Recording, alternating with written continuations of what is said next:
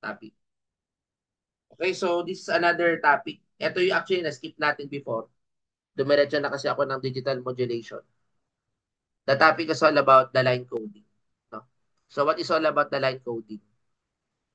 So line coding, it is a, after encoding the binary, di ba guys, meron kang sampling, quantizing, coding.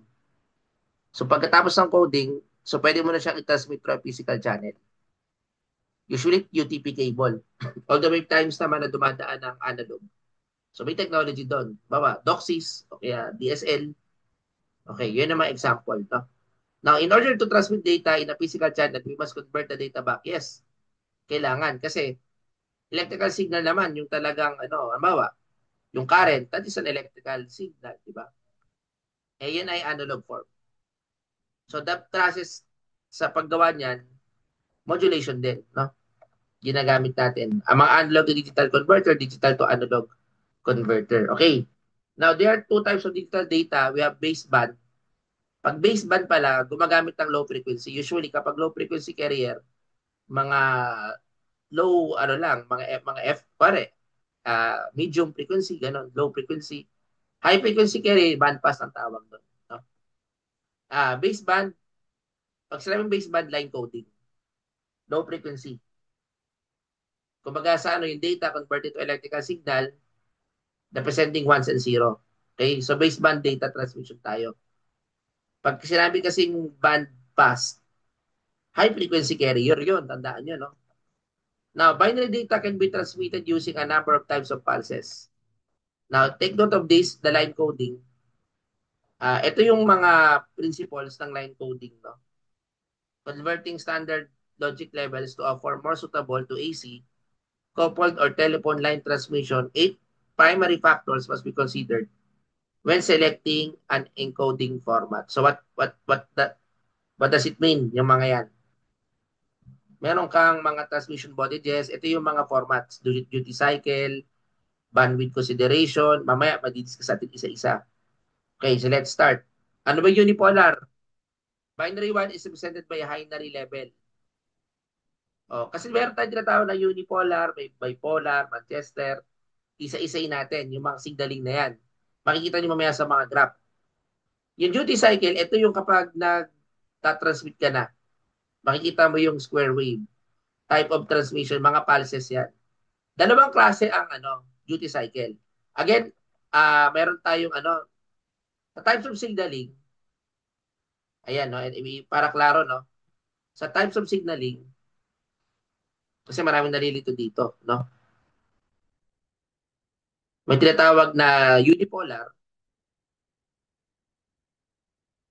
merong bipolar, mamaya, natin, no, Manchester, meron din tinatawag na duty cycle. Ang duty cycle naman, dalawang klase, may tinatawag na, ayan, duty cycle, para talagang hindi natin makalimutan, no. Ang duty cycle, meron tayong non-return zero saka return to zero. Mamaya explain ko sa inyo, no? May tinatawag tayo na non-return zero or NRZ. Pakinggan, lalo yung mga magku-quiz B, ano ko, lumalabas to. Yung mga nagku-quiz B, pakinggan mabuti to, no? Kahit kayo, sa board, lumalabas to sa board. Tapos yung return to zero. So pag sinabing non-return, hindi na babalik. Instead, na-maintain niya for the entire bit. Pag yung return to zero, bumabalik. Ilang percent? 100%. Yung, binab, yung binabalik niya. Mamaya, pakita ko sa graph. Okay, ito naman yung mga voltages component. Unipolar sa bipolar. Okay, unipolar, pag sinabi unipolar ganito, meron kang waveform, yung isang ano lang ginagamit mo. Pero pag unipolar to, pero pag bipolar, meron kang square wave. Ayan. Meron kang V and negative V. Kaya tinatawag na bipolar. Mga two non-zero level voltages. Mamaya may graph to eh. Kaya makikita niyo yung mga Manchester. Error detection, there is no way to determine if the received data have errors. Kasi ganito yan, no? Ah, yung UPNRC, ibig sabihin, unipolar non-return zero. O from the word itself, no, unipolar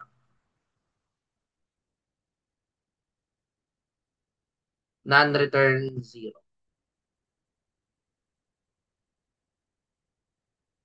Ito naman is unipolar return zero. No, ito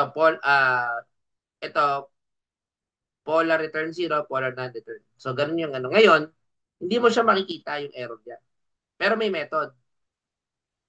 May tinatawag na BPRC or tinatawag na bipolar return zero alternate mark inversion. Ibig sabihin, nagpapalit-palit yung mark. Ano ba yung mark? 1 yun. Alternate mark inversion. Nagpapalit-palit yung 1. Kung nandito yung una, ito yung 1 mo. So ito yung yan. So ganyan, 0. Nandito yung 1. So every time na mag-1 siya, nagpapalit. Ito yung alternates. Ito yung tawag na alternate mark inversion. No? So ano ibig sabihin yan? Meron siyang bipolar violation. So may error. May error. No? Pero kung walang method na yan, mahirap makuha. At buti na lang may method, AMI. Okay, bipolar violation. Ito kasi violation kapag ano, consecutive logic 1, mawa ganito. Ayan. O 1 1. O meron ka ng error. Pero sa AMI, tinatanggal yan kasi ina-alternate niya. Yun ang ano ng AMI, alternate mark inversion, no? Okay, so siyempre, digital circuit to, lagi may clock, may synchronization. Okay, DC wandering, ito yung ginagamit kapag ano, kumbaga sa ano, kapag nawawala pag yung signal natin nawawala ng ano, may yung ano, yung tuloy-tuloy na 1 o tuloy-tuloy na 0. So ganun. Okay, ito, start na tayo. Unipolar. Tinatawag to on and off keying. Bakit? Kapag 1, mark, space 0. So unipolar, may non-return at return. Ito yung graph niyan. Ayan, ito yung graph niyan. Mapapansin nyo, isang polarity ka lang. O 0 and B, isang polarity lang. Now, ito yung 1, 0, 1, 0. Tapos 1, 1, 1. Ito yung problema sa ano. Iniiwasan natin yan. Mamaya, anong solusyon? Mamaya makikita natin. Anyway, that is called unipolar, non-return zero. Okay, sana nakukuha, no? Advantages, simplicity. Hindi kailangan na. Pero ito nga, ito yung sabi kong problema. Nagkakaroon tayo ng signal drop. Di ba? Kasi may long string of zeros causes loss of synchronization. So, hindi siya ganun reliable, no? Kasi nga mayroong ganung problem, no? Okay, what else? Okay, ito naman yung kanyang ano, baga yung normalized frequency of a unipolar non-return zero. Ayan. Unipolar non-return to zero. Ang problema nan yung signal dropping. Yan yung nagiging problema. Tingnan nyo to guys kapag chinek ko mabuti, yung distortion. Ito kasi may distortion to kapag inoscilloscope mo. Paano pa pag 1? Di mas lalong nagiging flat pa. Kaya yun ang problem sa unipolar. Ngayon, inisip to, what if ganito, gawin natin ano, return to zero. Ang ibig sabihin to return, every time na, di ba, every time na may transition ka from 1, yung kalahati niya, bababa yan. Tapos, pag 0 yun, dire-diretso na yun. Tatangat lang siya kapag 1. Ngayon, kapag may consecutive 0 siya, umahati siya. Ngayon, tinito guys, so every time na 1, kalakalahati lang. Tapos ito, pag 0 naman bababa. Ito naman is less than the duration of the symbol slot, no? Ang pinipilat niya yung first half of the time slot. Kaya ang tawag, returning to zero. Kaya tinatawag na return to zero kasi filling the first half of the time slot. O yun tinatawag natin na return zero. No? Okay, ano pa? Return to zero, no? As you notice, unipolar, sabi ko half, gagaya ito nito guys, no? O 1. Dahil zero yung kanyang kasunod, kakalahati na siya. Then yung 1 natin, zero kalahati ulit. Plus 1, alternate. Yan yung return to zero.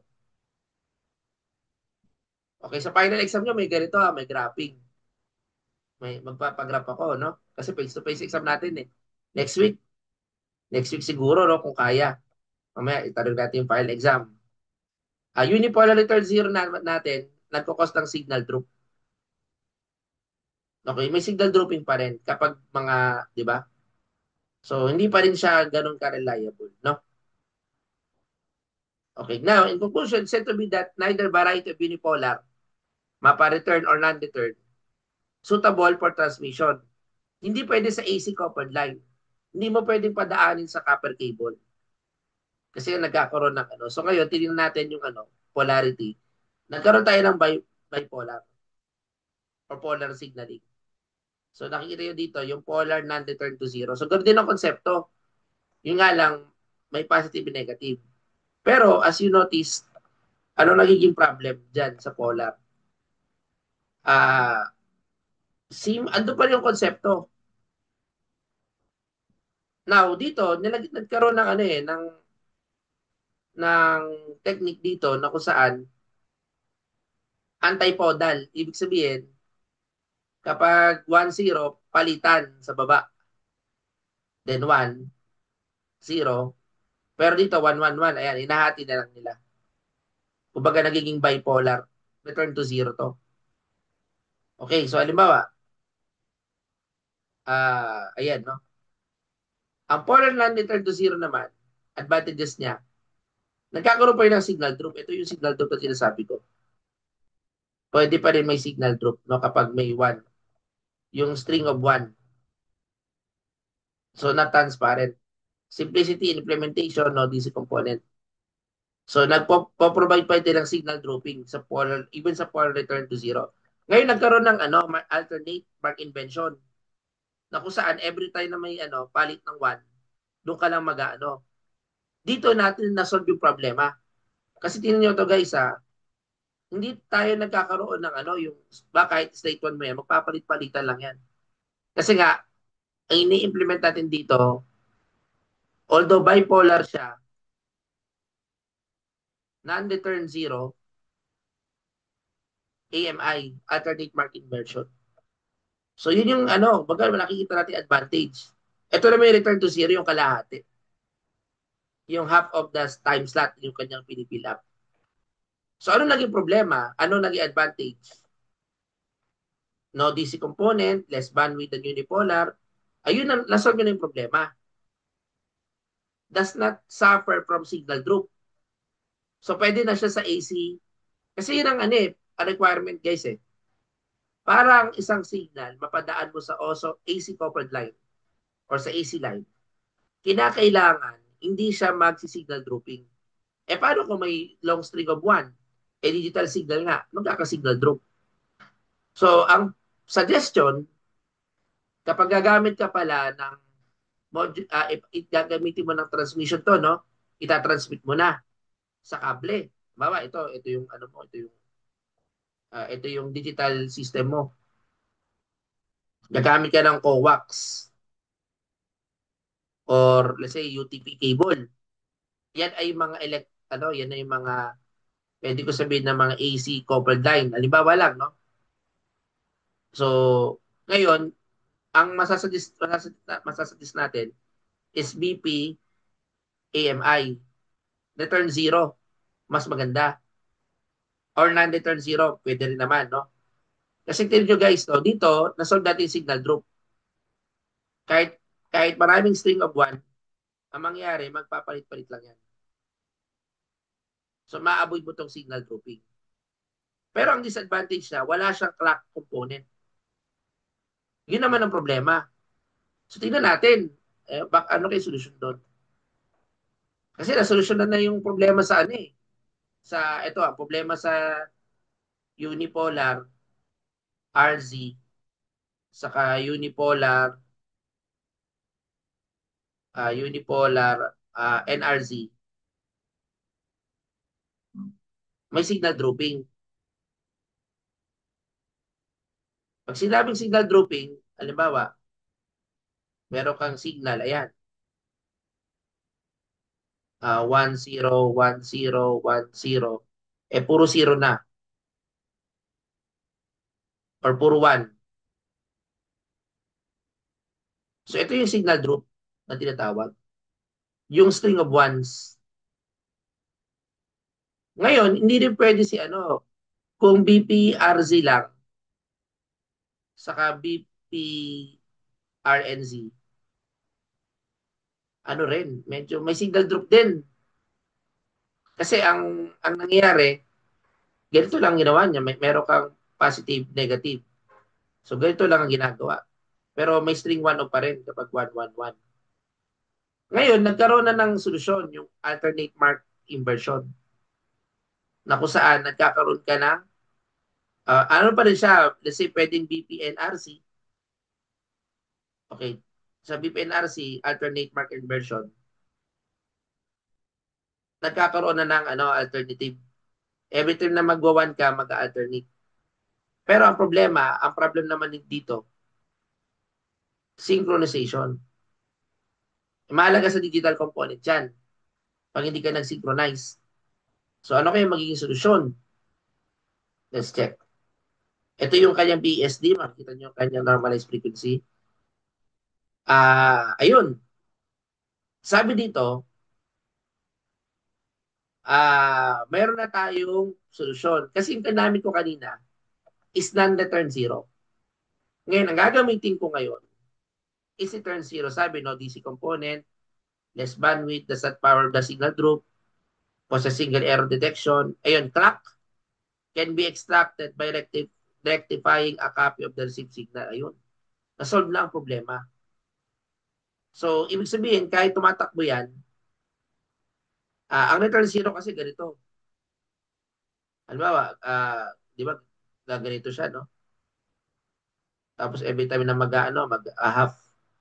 So, ito nagkakaroon siya ng ano, ng, let's say, i-clear ko lang. Halimbawa, ito yung return to zero. Di ba? So, ayan, no? Tapos, ayan, nandito na yung 1. Ito yung 1 natin. Tapos, andito yung, kumbaga magpapalit-palit lang. Mamaya, papakita ko yung graph. Hindi ako mag-drawing eh.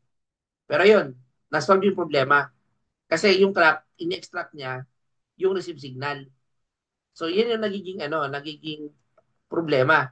Ay, nagiging solusyon.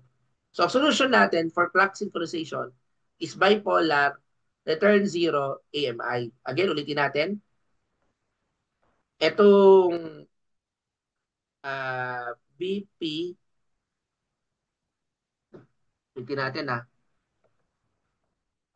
Itong unipolar,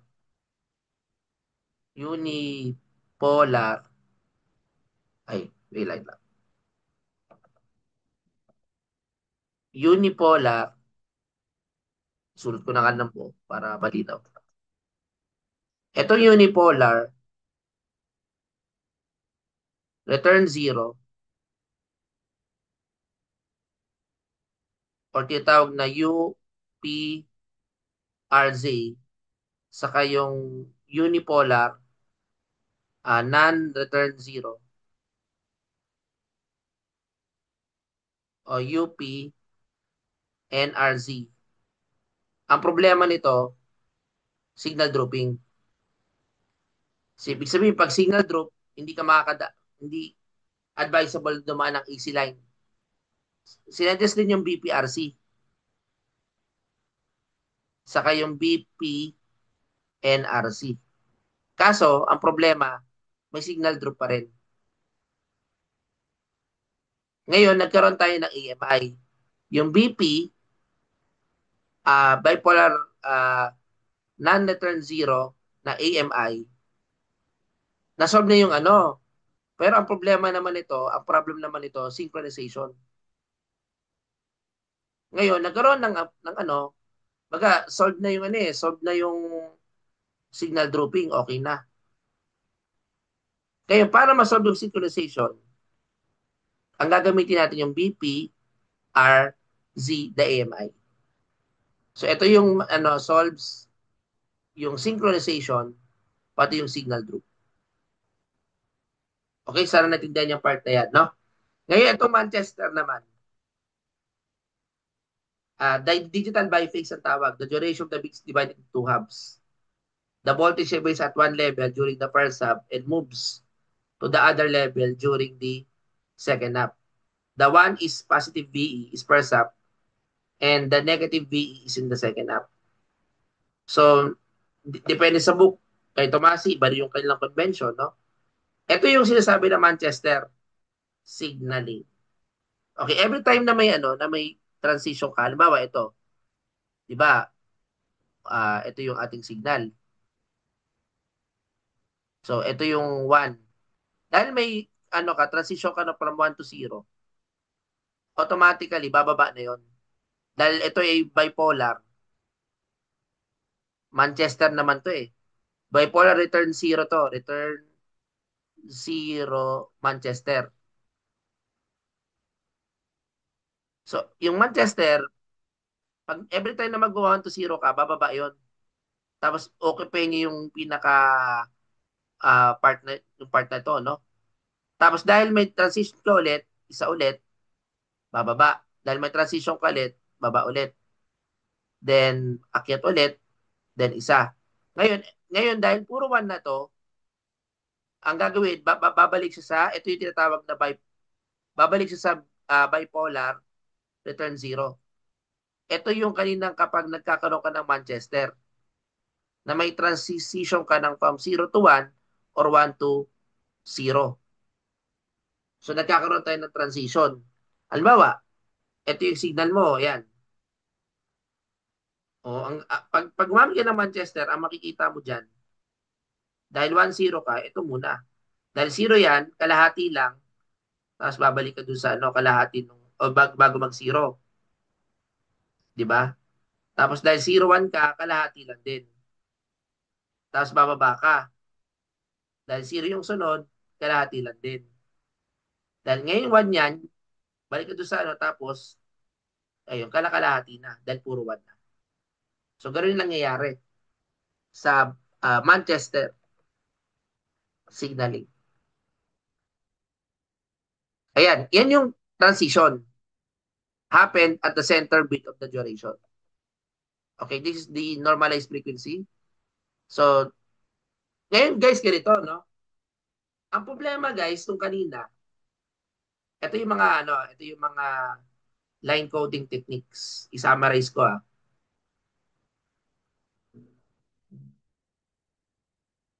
Halimbawa,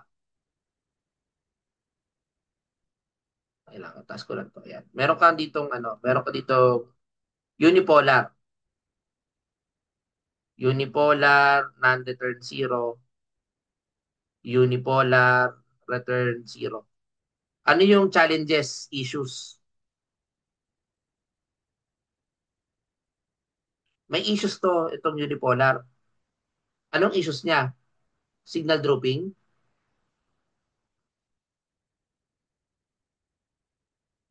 ah saka yung tinatawag natin na ano, na not transparent. Ganon din dito, so yung dalawang yan, no? Ito namang BPRC, same din. Saka BP, NRC, signal dropping, not transparent. Okay, ano yung nakasolve? Actually, ano rin eh, yung not synchronized. Yan yung mga problema. Ngayon, may na-solve ulit.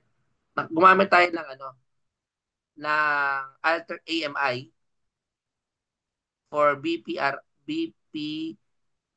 NRZ saka BPRZ na parehas AMI. So yung challenges ito, ang challenge lang ano, nasolve na yung signal drop. Kumbaga sa ano, pero ang problema naman ito, ang challenge ito, not transparent. Not transparent, saka not synchronized.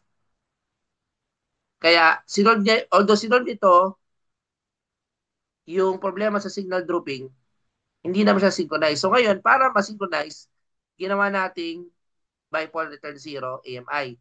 Pero hindi to transparent. Ngayon, meron pang isa, yung Manchester. Okay, meron tayong Manchester.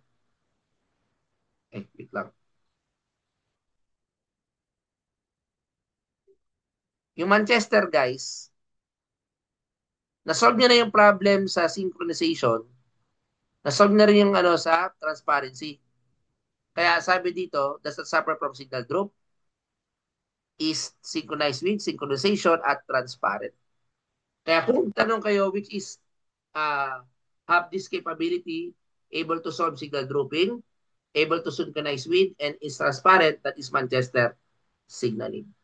So ayun, naklaro yan, no? Yung part na yan. Ngayon, ano bang ano nito? Disadvantage, din natin. Because of the greater number of transition it occupies, nagkakaroon naman ng large bandwidth. Ayan. And does not have an error detection capability. Kaya ganito guys, no? Dahil sa limitation na ito, nakita na itong Manchester pala ay hindi pwede natin gamitin sa wide area network. So not possibly in one. Pero pwede mo gamitin sa local area network such as Ethernet. Kasi nga, ang problema nito, meron siyang greater number of transitions at nag-occupy ng large bandwidth. No? It occupies a large, significant large bandwidth. So ngayon, yan yung problema sa Manchester. Applicable lang sa local area network. Unsuitable siya sa wide area network because of the significant large bandwidth na kaya niya i-handle. Okay, so again, yan yung mga line encoding. Ngayon, pwede kayo mag-isip ng solusyon doon. Baka sa inyo makakuha. Ito kasi, ano ko, nakahang pa to eh. Yung Manchester eh. Baka ano kayo ng bagong signaling method, no? So anyway, ito yung mga return to zero. Ayan, no? Mapapansin nyo yung mga graph. Anyway, any question? So yun yung tinatawag natin na line coding. Ito kayo pang ano ito eh. Ipapagraph ko sa inyo. Any question? So siguro pag nag-final exam tayo, isama ko ito. May tanong kayo guys? Wala na kayong tanong. So stop ko lang ito.